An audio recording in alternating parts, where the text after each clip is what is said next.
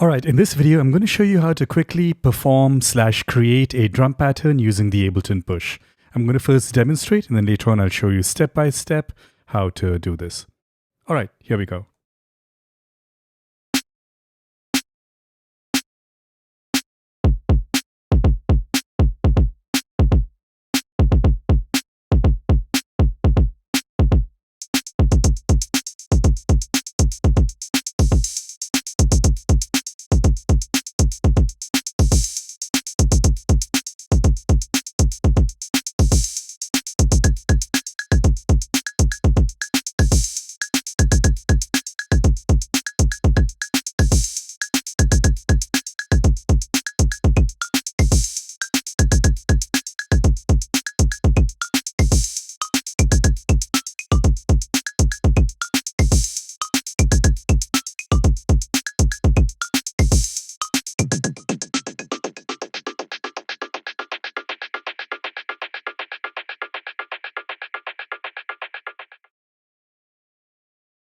Alright, so let me show you how to create something like that.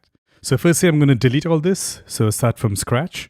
I'll tap the delete button and then this clip will get deleted. And switching over to session view, you can see it's all completely empty. Alright, so you can tap any of these pads and then you can create your drum sequence over here. So this is kind of like a mini step sequencer / piano roll. Now you notice that when you tap a pad, you hear the sound. And sometimes when you're performing live, you don't want to hear the sound as you tap it. Like I know that's a snare, but I don't want to hear it when I tap it, when I select it. So there's a select button here. So if I tap my kick, we don't hear it, but the kick was selected. All right, so the kick is selected. And now I can go ahead and add sound on every step. Now how the steps divided is based on the values you select here. So right now it's based on a 16th note. I can change this, can make it an 8th triplet. So you can see it's a little shorter. 8th note, 16th triplet, so on and so forth. I'll leave it at 16th, straightforward. So this is 1 beat, 2nd beat, 3rd beat, 4th beat, so on and so forth. Now in terms of the length of the pattern that's created, if I tap on fixed length here, tap and hold, I can select how long I want the pattern to be. So it's set to 2 bars, so we hear a 2-bar pattern. Let's say I set it to 1 bar, so now we'll just hear a 1-bar pattern. All right, so let's create a 1-bar pattern, 16-note subdivision. So I have the kick selected. I'm going to add kick on every downbeat. So you see we're looping just that upper section because it's just 1 bar long. Let's add a snare. I'll hold down select and tap the snare pad and then put a snare on every downbeat or every other downbeat. Cool. Let's add some hi-hats. I think, yeah, that's a hi-hat and that's another hi-hat there. I use the note repeat feature to trigger hi-hats. So you can tap the note repeat. Once it's pulsating, you know it's on. You can hit the record button and then just tap and hold, and you create the pattern. You notice that the velocity is different. The brighter pads are louder velocity and the dimmer pads are the lower velocity. And velocity is adjusted by the pressure that you apply to individual pads. So for example, let's try a different sound. Maybe this one. Note repeat is still on. I can change the note repeat value.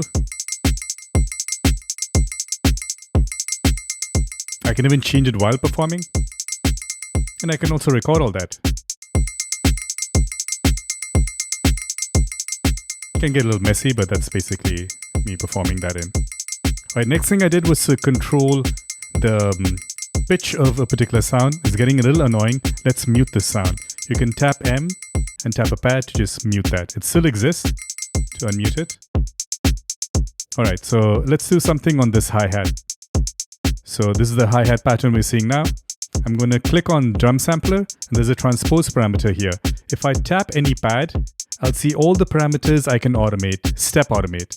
So let's change the transposition for this pad, transposition for this pad, down, up, down, kind of randomly just changing it.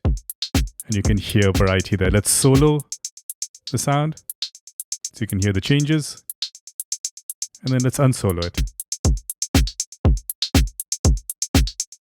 And then lastly, what I did was I have this effect, knob 1 fade to gray on the entire drum rack. And I just increase the knob there to create that washout style effect. Stop the playback, brought the fade back down. So there you go, very simple, quick way to perform a drum pattern using the step sequencer on the Ableton Push.